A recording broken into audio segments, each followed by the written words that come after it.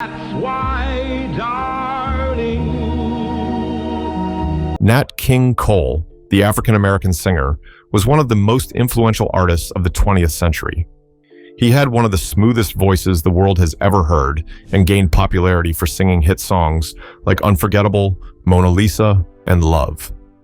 However, beyond the spotlight, Nat was a man who had personal struggles and a tragic ending that still stirs hearts today. What happened to Nat King Cole? What does his house look like today? And who were his wife and children? Let's uncover some hidden details about this legend, including the net worth left behind. Nat King Cole's abandoned home. Nat Cole's home was at 401 South Muirfield Road in Hancock Park, Los Angeles. In the late 1940s, Cole had already started to become famous, and his songs were big hits. With success came money, and like many people who've made it, Nat decided to buy a home where he could settle down and raise a family with his wife.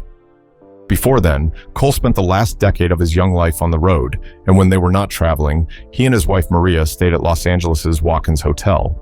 So, Cole hired a real estate agent named Joe Bradfield, and the couple started looking for a beautiful house to buy. They began their search in Beverly Hills, but homeowners turned them off. They had already seen a dozen homes when they found themselves at an elegant brick Tudor mansion at 401 South Muirfield Road in the stately neighborhood of Hancock Park. Hancock Park was a quiet, wealthy neighborhood in Los Angeles, home to families who had made their fortunes in oil, banking, and real estate. It was a unique choice for anyone in entertainment, regardless of race. When Maria and her husband first saw their house, he immediately knew it was the one, deciding before even looking at the bedrooms or kitchen. Nat King Cole bought the house in 1948 for $85,000, which was paid to Colonel Harry Gantz, the previous owner of the property. The nearly 7,000 square foot property was a large two-story mansion with an elegant garden, wide driveway, and an interior that mirrored his classic style. It had 5 bedrooms, 5 baths, maids' quarters, a library with a fireplace, a master suite with a fireplace, a tennis court, a guest house, a pool, and 2 patios. Nat even had a piano room where he would practice late into the night. Back then, Hancock Park was known as a wealthy, all-white neighborhood, and black families weren't welcome there. The beautiful house caused the couple and their growing family years of strife. When Nat bought the house, the neighbors weren't happy, and he faced much discrimination. No matter how rich, famous, talented, and beautiful the Coles were, they were also black, and Hancock Park was a whites-only part of Los Angeles. You see, when Hancock Park was established in the 1920s, it was put under a 50-year restrictive covenant, which stated that non-whites could not live in the neighborhood unless they were servants. This ugly racist policy had never been tested and exposed before, as no black person had ever lived in the neighborhood, but the Coles changed that and became the first black family to be residents there. Bradfield, the Coles' African-American real estate agent, was fully aware of this covenant, so he hired a light-skinned black woman named Camille Lafotte as the couple's purchasing agent. Lafotte paid Gantz's agent, Ann Winters, a down payment of $6,000 in cash. She then transferred the property deed to the Coles. When the white residents of Hancock Park discovered what was happening, many were angry. The Hancock Park Property Owners Association, which had attorney Andrew Kopp as its chair, then had a meeting, and attorney Andrew was tasked to seek a solution to the problem. Kopp first approached Cole at Ciro's nightclub, where he was performing, and offered to buy the house back from him at a higher price so he wouldn't move in. However, Cole turned the offer down, choosing not to be pushed out of a home he had legally purchased for his family. When the bribe did not work, Cole started receiving harassment and legal threats. Even Colonel Gantz, who sold the house, and Winters, his agent, were also threatened. With news of the harassment hitting the local papers, Nat and Maria held a press conference at the Watkins Hotel, where Nat eloquently pleaded his case. He stated he was not acting out of defiance, but he and his wife wanted the house because he liked it and could afford it. He was an American citizen entitled to the same rights as any other citizen and intended to stay there as any other American citizen would. He further said that he would like to meet all his new neighbors face-to-face to explain things to them. Soon after the press conference, Nat and Maria met with Hancock Park Property Owners Association members. They stated emphatically to Nat that the good people of Hancock Park simply did not want any undesirables moving in. Nat, always charming and unflappable, retorted, "Neither do I, and if I see any undesirables coming in here, I'll be the first to complain." Nat's graceful and simple pleas fell on deaf ears. Attorney Kopp, the chairman, filed an affidavit stating that the Coles were forbidden to move into their home because they were not Christian Caucasians. However, the law was actually on the Coles' side. Restrictive covenants had already been struck down that year by the Supreme Court through the decision rendered in Shelley versus Kramer, successfully argued by Los Angeles' lawyer Lauren Miller. The U.S. Supreme Court ruled that racially restrictive covenants, which were agreements prohibiting homeowners from selling property to people of certain races or ethnicities, could not be enforced by courts. This didn't stop the story of the Coles from becoming a national conversation, with some unions issuing letters of support for the Coles, while realty boards sided with Hancock Park residents. In August 1948, the Coles family bravely moved into their new home on Muirfield Road. Maria Cole spent months decorating their new home in a sleek, modern California style. She decorated the grand living room in a classic style. One wall of the huge room was nearly covered by a 13-foot wide mirror that extended from the floor to the ceiling. A long, custom-made sofa and 4 armchairs covered in white quilted silk with tropical patterns sat across from the fireplace. 6 tall column lamps with white silk shades, pink trimmed, stood upon marbleized pedestals of black lacquer. Coffee tables, too, were made of black lacquer with gunmetal and glass tops. On either side of each table stood Regency chairs with button-tufted seats in butterfly yellow satin. In March of 1951, the Coles almost lost their home when the Internal Revenue Service came after Nat for more than $146,000 in back taxes. Their Muirfield mansion was publicly seized, photographers having been tipped off before the raid. The Internal Revenue Service stated it would sell the house in as little as 20 days if the bill was unpaid. While the Internal Revenue Service claimed this was part of a national effort to collect taxes due, many, including Nat, felt that his Hancock Park neighbors had been instrumental in the quick seizure of his home. Again, Nat held a press conference. He found a powerful ally in the African-American-owned Los Angeles Sentinel, which pushed the Internal Revenue Service to at least meet with the Coles before selling their home. The Sentinel was stunned that high-ranking officials would deny a man the opportunity to keep his home, regardless of his location or race, be it Beverly Hills or Watts. To resolve the matter, a meeting was arranged with Mr. Dinsmore, the Coles, the representative, and the Sentinel. Thanks to the influence and persistence of the Sentinel, an agreement was reached with the Internal Revenue Service, allowing the Coles to gather the necessary funds and secure their home. The Coles' Hancock Park neighbors became more accepting as the years passed. Many residents who once were up in arms bragged about having Nat King Cole as a neighbor. Nat spent the rest of his short life as a resident of Hancock Park till he got diagnosed with lung cancer in 1965. Only a few days before he passed at the age of 45, he took one last ride home to see his children at the house he and Maria had been so excited to purchase almost 20 years before. After Nat's passing, Maria stayed in the home until 1972 before she sold it to a family friend and moved back to the East Coast. Natalie and her sister were upset when their mom sold the house because it was all they had left of their childhood and their dad. Natalie occasionally drove by the house where she had made many happy memories. For her and the entire Cole family, the mansion on Muirfield was simply unforgettable. In 2003, the neighborhood that had once done everything it could to get rid of Nat King Cole honored him with the naming of the Nat King Cole Post Office at 265 Southwestern Avenue. From what we can tell, Nat King Cole's former home in Hancock Park is still a beautiful house and remarkably unchanged. Nat was the first black man to live there, and since then, only black families have been living in the house, and all of them have taken wonderful care of it. The woman behind the legend. Behind every great man is often a strong woman. For Nat King Cole, that woman was Maria Cole, his wife. She was his partner and helped hold everything together while the spotlight followed him everywhere. Maria was a successful jazz singer, and her story is as powerful as her husband's. Let's take a moment to slow things down and get to know more about her. The American jazz singer Marie Hawkins was born in Boston, Massachusetts, as the second of 3 daughters born to Caro Saunders and Mingo Hawkins. Caro passed away shortly after the birth of her youngest daughter, Carol. A few years after Caro's demise, Mingo sent his oldest 2 daughters to Sedalia, North Carolina, to live with his sister, Dr. Charlotte Hawkins Brown, and attend Palmer Memorial Institute.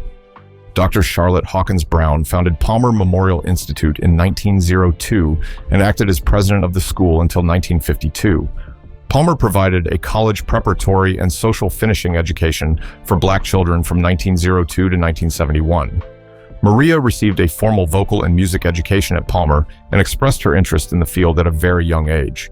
Following her graduation from Palmer in 1938, she attended Boston Clerical College by day, singing for local orchestras and bands in her free time. Maria married her first husband, Spurgeon Ellington, in 1943. Ellington was a lieutenant and a pilot with the Air Force during World War II and was decorated with the Distinguished Flying Cross. A tragic training flight accident in Georgia took Ellington's life in December of 1945, leaving Maria Ellington a widow. She soon moved to New York to pursue a music career and performed under Maria Ellington for different bands and orchestras, including Count Basie. However, her rise to fame came when Duke Ellington signed her as a vocalist. She stayed with him until 1946, when she broke away to work as a solo singer at Club Zanzibar as a curtain raiser for the Mills Brothers. In 1947, Maria met Nat King Cole while she performed as a solo artist at Cafe Zanzibar in Harlem. Nat Cole, who had divorced his first wife that year, was also on the bill with his jazz trio. One night, the Nat King Cole trio had substituted for the Mills Brothers, and as Mr. Cole stood backstage and glimpsed her as she sang, he was smitten. The couple married on Easter Sunday in 1948 and were wed before a crowd of approximately 3,000 at Harlem's Abyssinian Baptist Church. In 1950, Maria Cole resumed her singing career, recording several songs with her husband for Capitol Records, and the couple traveled widely in Europe, Nat Cole making regular stage and television appearances in Britain and at leading venues across the United States. Marie Cole was married to Nat King Cole for 17 years until he passed away due to lung cancer in February of 1965. Maria decided to re-enter the world of entertainment following Nat's demise. She had paused her career in the show business industry for most of their marriage, choosing that time to focus on raising their 5 children, Carol, Natalie, Nat Kelly, Casey, and Timolyn. Following Nat's death, Maria honored his legacy by establishing the Cole Cancer Foundation and assisting with creating the biography Nat King Cole, an intimate biography alongside Louis Robinson. Maria Hawkins. Cole passed away due to stomach cancer in Boca Raton, Florida, at 89 years old on the 10th of July, 2012. Nat Cole's children. Nat King Cole and Maria Cole had 5 children. Their first child was Natalie Maria, born on the 6th of February, 1950. A few years later, they adopted Carol, born on the 17th of October, 1944. She was Maria's sister's daughter. She was adopted by Nat and Maria after both of Carol's parents had passed away. In 1959, Nat and Maria adopted a son whom they called Nat Kelly Cole because they thought that they would never have any more children of their own. However, on the 26th of September 1961, Maria gave birth to twin girls. Their names were Timolyn Cole and Casey Cole. Casey was named after baseball celebrity Casey Stengel, and a good songwriter friend suggested the other name. Natalie Cole, the Grammy Award-winning singer whose top-selling albums preserved the musical legacy of her father, Nat King Cole, was a successful musician in her own right. Natalie launched her career, making her professional recording debut in 1975 with the album Inseparable. She won the Grammy Award for Best New Artist, and her song, This Will Be an Everlasting Love, won for Best Rhythm and Blues Vocal Performance by a Female Singer. The awards were Natalie's first string of Grammys over the next 3 decades. Her music was marked by its versatility, combining rock, jazz, and soul influences. In 1991, Natalie produced the biggest hit of her career, the album Unforgettable with Love. The recording featured many of Nat King Cole's most famous songs, including Mona Lisa, Too Young, and Unforgettable, in which her voice merged with her father's to make a poignant posthumous duet. The album, which was a success, sold millions of copies and dominated the Grammys, winning awards including Album and Record of the Year.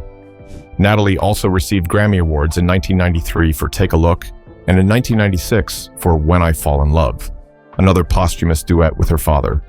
Her final Grammy Award came in 2008 for Still Unforgettable, selected as the best traditional pop vocal album. Unfortunately, she passed away on the 31st of December 2015 at the age of 65 from congestive heart failure. As a singer, Natalie Cole accomplished exactly the kind of fusion her father might have achieved had he been a little younger and lived a little longer. The African-American music legend. Nat King Cole was a leading figure in American popular music in the 1940s and 1950s. He was a jazz pianist, composer, and singer widely loved for his smooth, silky voice. He also made history as the first African-American artist to host his television show on the National Broadcasting Company. Nathaniel Adams Coles was born in Montgomery on the 17th of March, 1919. His parents were Edward James Coles, a minister at Beulah Baptist Church, and Perlina Adams Coles, who sang in the choir. Nat Cole grew up in a musical family with 4 talented siblings. Seeking better opportunities and fleeing the harsh racial discrimination of the Deep South, his family relocated to Chicago, Illinois in 1923 during the Great Migration, a movement of black families from the South to northern and eastern cities. Chicago, a vibrant hub for jazz and America's first true popular music, deeply influenced young Nat. Though the hardships of the Great Depression kept him from completing high school, he learned to play piano under his mother's guidance. By age 17, he was writing songs, playing jazz piano in his older brother's group, Eddie Cole's Solid Swingsters, and making his first recordings with Decca Records. In 1931, Cole met and married a dancer named Nadine Robinson against his parents' wishes. The newlyweds settled in Los Angeles, where Cole met guitarist Oscar Moore and bassist Wesley Prince and formed the Nat Cole Trio. From its inception, the trio played steadily in Hollywood and in 1939 appeared in New York on a bill with the legendary Billie Holiday. The trio performed in Los Angeles, New York City, Chicago, Washington, D.C., and other eastern cities for 2 years. For variety, Nat began singing and playing piano, and in June 1942, the group became the house band at the 331 Club in Los Angeles. This era also brought personal change. It was here that Cole met and fell in love with singer Maria Ellington, leading to a second marriage in 1948. Cole's big break came in 1943 with the song Straighten Up and Fly Right. With that song, the King Cole Trio suddenly had a hit on the pop charts rather than the limited jazz market, a new and capable manager named Carlos Gastel, and a contract with Capitol Records. At age 25, Cole had crossed over to popular appeal and big money. This period also marked the beginning of Cole's film career, and he would appear in several Hollywood films, typically playing a musician. Radio played a crucial role in Cole's rise to fame. Capitol Records positioned him as a performer of romantic ballads, a perfect fit for his smooth, gentle voice and composed demeanor. By 1946, he had transitioned from a group musician to a solo artist, earning top spots on the pop charts. Mel Torme's The Christmas Song reached number 3, while I Love You for Sentimental Reasons claimed the number 1 position.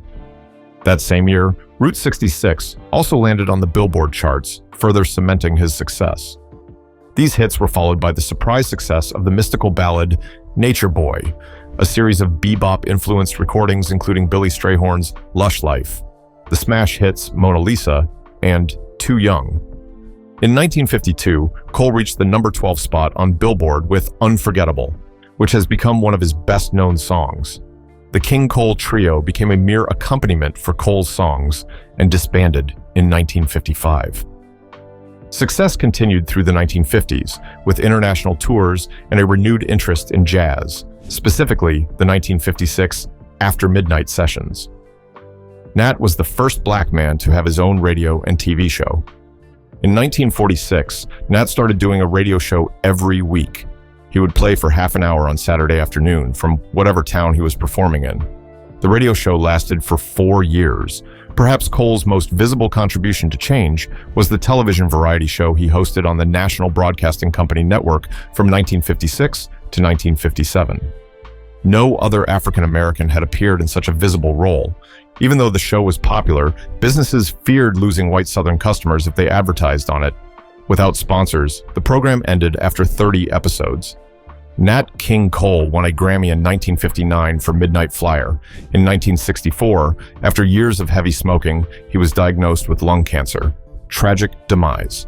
Nat King Cole died in 1965 due to lung cancer, which he developed from heavy smoking. The problems first manifested themselves back in September 1964 when Cole began to lose weight and experienced back problems. He collapsed with pain after performing at the Sands Hotel in Las Vegas. In December, Cole was working in San Francisco when he was finally persuaded by friends to seek medical help. A malignant tumor in an advanced state of growth on Cole's left lung was observed on a chest X-ray, and he was diagnosed with lung cancer and was expected to have only months to live. He was released from the hospital over the New Year's period, but he later returned to the hospital in early January 1965. Cole's condition gradually worsened, and on his sickbed, he vowed that if he recovered, he would go on television to urge people to stop smoking. On the 25th of January, surgery was performed on Cole, and his entire left lung was removed. Throughout Cole's illness, his publicists promoted the idea that he would soon be well and working, despite the private knowledge of his terminal condition. Cole passed on in the early hours of Monday, the 15th of February, 1965, at St. John's Hospital in Santa Monica at the age of 45. The news of his heartbreaking death brought great shock to the public, as his family had hidden his illness. The music industry was stunned by the news, tributes poured in, and Capitol Records received orders for over 1 million copies of Nat's releases. Cole's funeral was held on the 18th of February at St. James's Episcopal Church on Wilshire Boulevard in Los Angeles. 400 people were inside the church, and thousands gathered outside. Hundreds of members of the public had filed past the coffin the day before. The eulogy was delivered by Jack Benny, who said, "Nat Cole was a man who gave so much and still had so much to give. He gave it in song, in friendship with his fellow man, and devotion to his family." He was a star, a great success as an entertainer, an institution. However, he was an even greater success as a man, husband, father, and friend. Cole's remains were kept in Freedom Mausoleum at Forest Lawn Memorial Park in Glendale, California. Net worth and legacy. Nat King Cole, the American singer and pianist at the time of his demise in 1965, had a net worth of $3.5 million, equal to $27 million in today's money after adjusting for inflation. His income was estimated at $500,000 annually, and he sold more than 50 million records.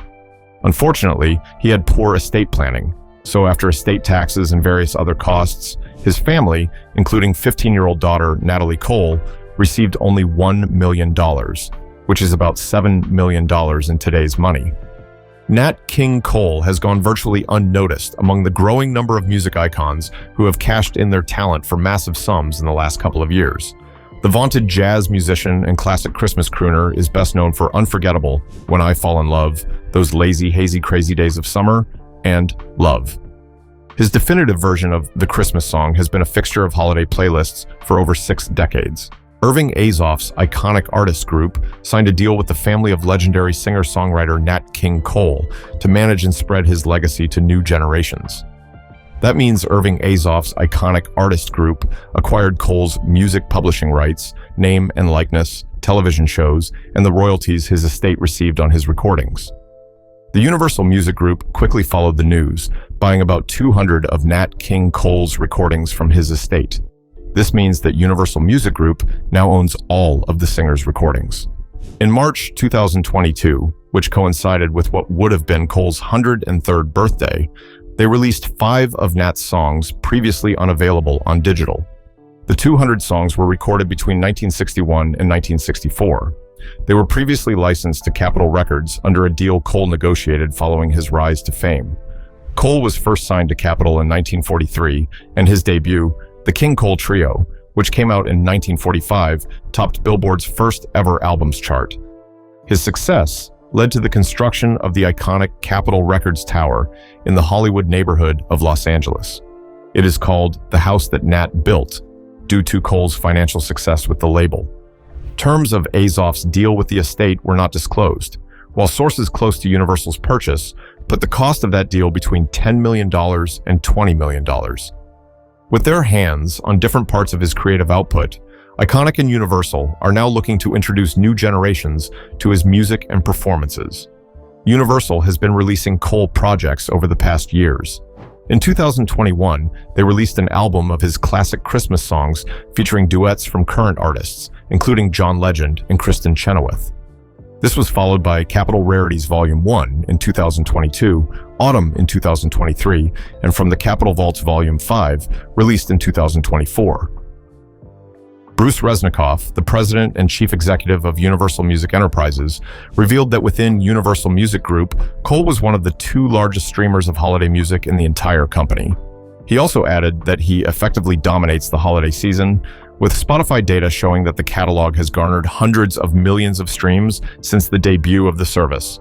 His 6-time platinum single, The Christmas Song, was also streamed over 300 million times. Cole released 6 platinum albums, 2 gold albums, and the 6-time platinum The Christmas Song.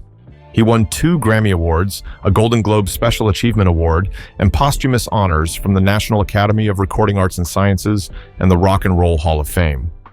Even though Cole passed away in 1965 at just 45 years old, he left behind a vast catalog of recordings, and his sonorous voice reminds us of his extraordinary talents. This year, 2025, on what would have been his 106th birthday, we celebrate the legend and the legacy he left behind. What do you think of Nat King Cole's life? Could he have achieved more if he had lived longer? Which of his songs do you know? Let us know in the comments. Don't forget to like, share, and subscribe for more stories. Before you go, watch the videos on your screen now.